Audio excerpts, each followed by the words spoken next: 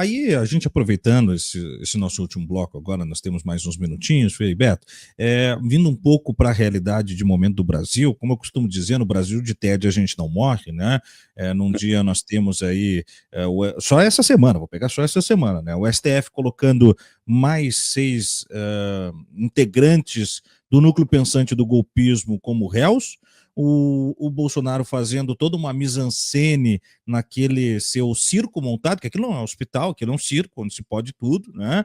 É, e agredindo verbalmente enfermeiros, médicos e a própria oficial de justiça, no outro dia passando mal, e veja, eu vaticinei aqui pela manhã, né, de ontem, eu disse assim, o Lula numa janta na quarta-feira, uma janta com a chamada do Hugo Mota, ele, segundo a Folha de São Paulo, ele revelou a interlocutores lá e deputados que estavam, que ele não é candidato em 2026, ele é candidatíssimo, né? Não é só candidato, é candidatíssimo. Aí eu disse, pô, até o final da noite o Bolsonaro vai passar mal. Dito e feito, né? Daí o Bolsonaro, teoricamente, piorou no estado de saúde e tal, e coisa nada. E aí, no final do dia, quando tudo parece meio resolvido, nós temos a prisão, o mandato de prisão do Collor, e pela madrugada já o Collor preso.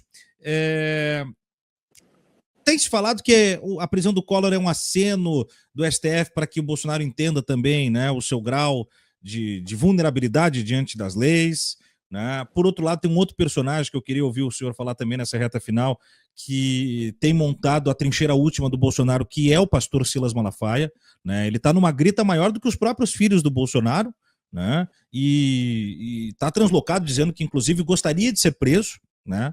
Já disse que o advogado dele nem implica em habeas corpus se ele for preso, porque ele quer se tornar um mártir para o seu séquito evangélico. Isso não é uma análise minha, são palavras dele, tá? Num podcast outro dia aí. E ele tem atacado o Hugo Mota, que agora tem, né, deu uma esfriada na anistia, ministro Alexandre de Moraes, o próprio presidente Lula. O que a gente pode pegar dessa grande geleia geral, Frei Beto, de Bolsonaro, Collor, Malafaia, as denúncias, a anistia dando uma arrefecida? Que pé que o senhor vê essa extrema-direita que me parece confusa, ao mesmo tempo que buscando uma saída? Eles vão buscar uma saída porque não se conformam com o fato do Lula ser o presidente, e não se conformam do STF ser independente, e não se conformam com a possibilidade, visto de hoje pelas pesquisas, do Lula vencer qualquer um dos candidatos da direita.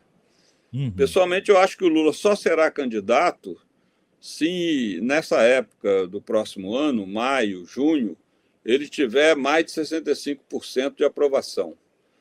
Eu não acredito que o Lula correrá o risco de terminar a carreira política dele com uma derrota a presidente, né? Eu acho que aí ele tira fora a candidatura e apoia ou Haddad ou Alckmin, enfim, buscará outra pessoa para ser o candidato do PT. Mas pode ser que eu me equivoque, né? Mas eu acho que o que ele tem que fazer hoje é isso. O que eu lamento, às vezes, é quando uma pessoa insiste muito, né, você, eu, o candidato, você, eu, e acaba não preparando um substituto à altura. E aí se improvisa substituto, e realmente a direita, que está tão dividida, que é muito bom para o nosso lado, possa se unir e encontrar um candidato de consenso, que possivelmente hoje, visto de hoje, seria o Tarcísio de São Paulo. Então eu creio que é uma eleição, assim como a eleição papal vai ser muito disputada, o ano que vem também a eleição vai ser muito disputada. Agora depende de muitos fatores, né? Depende se o Bolsonaro vai estar vivo, depende se ele realmente vai poder ser candidato, se ele não for, quem é que ele vai apoiar, enfim, as variantes. O Magalhães Pinto dizia que política é como nuvem, quando você olha para o cenário, cada hora ela tem um formato, e é assim, então as coisas podem... Quem é que esperaria que o Bolsonaro tivesse hoje acamado e piorando? Quem é que esperaria, né, que o Collor tivesse preso? Enfim, há muitos fatores aí que podem interferir ainda. Ainda é cedo para realmente fazer uma previsão mais equilibrada do que será a eleição de 2026. O que eu só prevejo, isso sim, lamento, é que, de novo, nós teremos um Congresso conservador, né? Porque a questão das emendas parlamentares foi um golpe muito bem dado no governo Lula. O Congresso passou a ter um poder tão grande, que pela primeira vez um deputado escolhido ministro recusa, né? Verdade. Antes era sonho de todo deputado chegar a ocupar o cargo no ministério, né? A chefia de um ministério. E ele não, porque ele não é burro. Ele falou, não, eu vou ter muito mais dinheiro e poder manipular muito mais com os recursos dados ao Congresso do que se eu for ministro, porque qualquer movimento eu posso ser acusado de corrupção, como aconteceu com o meu predecessor. Então, o jogo aí é muito, muito pesado e nós estamos vendo um enfraquecimento cada vez maior do Poder Executivo. Felizmente, o Poder Judiciário está fortalecido, né, e vai ser muito difícil, por exemplo, ainda que o Congresso inteiro apoiasse a anistia, não passaria no STF. Não passaria. Simplesmente o STF diria isso é uma PEC inconstitucional. Então, está descartada, né?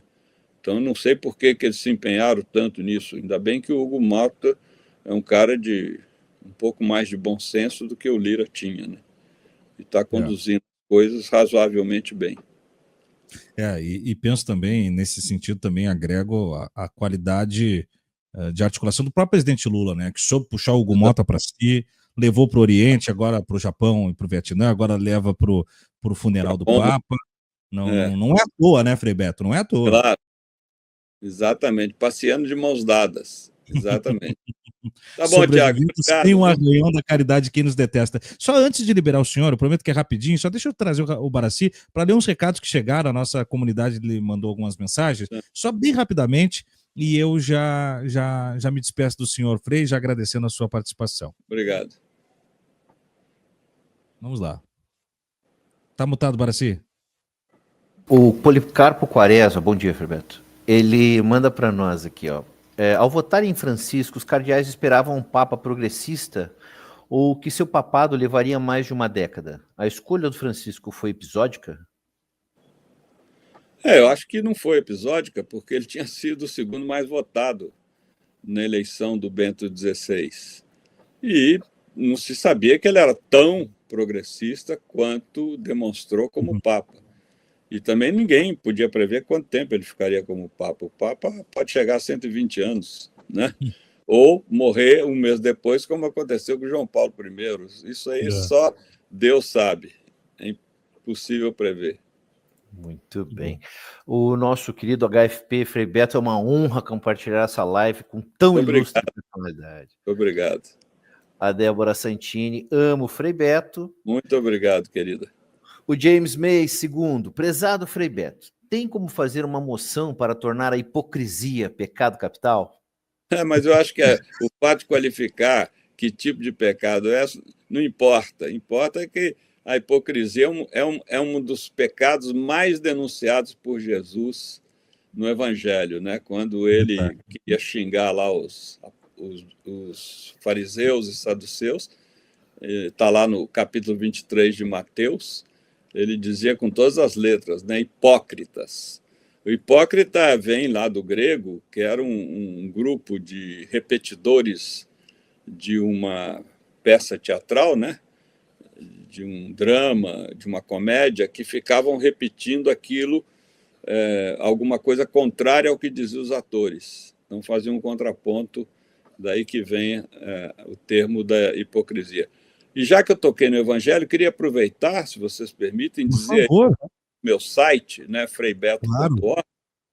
vocês encontram 3 dos 4 livros que eu estou publicando pela editora Vozes sobre os evangelhos, explicando detalhadamente cada um dos 4 evangelhos, sem que a pessoa tenha que fazer curso bíblico, tenha que ter curso de teologia, enfim, para qualquer pessoa interessada possa realmente entender em detalhes a conjuntura dos evangelhos. Eu já publiquei o Jesus Militante, sobre Marcos, o Jesus Rebelde, sobre o Evangelho de Mateus, o Jesus Revolucionário, sobre o Evangelho de Lucas, e até o fim do ano deve sair o Jesus Amoroso, sobre o Evangelho de João. Que coisa linda. Olha, Que legal. gente, já está no chat ali, freibeto com 2ts.org. Acessem. E o Paulo Souto, para essa gente retrógrada, sagrada só a propriedade privada e a exploração sobre os mais pobres. É isso mesmo. Ele está assina embaixo. É exatamente isso. Né? Esses são os recados até agora, Tiagão. Muito bom. Tá. Freibeto, muito obrigado. Até uma próxima. Um abraço. E vamos Até torcer para um Papa mais progressista. Que assim Vamos. seja. Até mais. Tá aí, gente. Grande papo com jornalista, teólogo, escritor, ativista. A história viva passa também pela pessoa do Frei Beto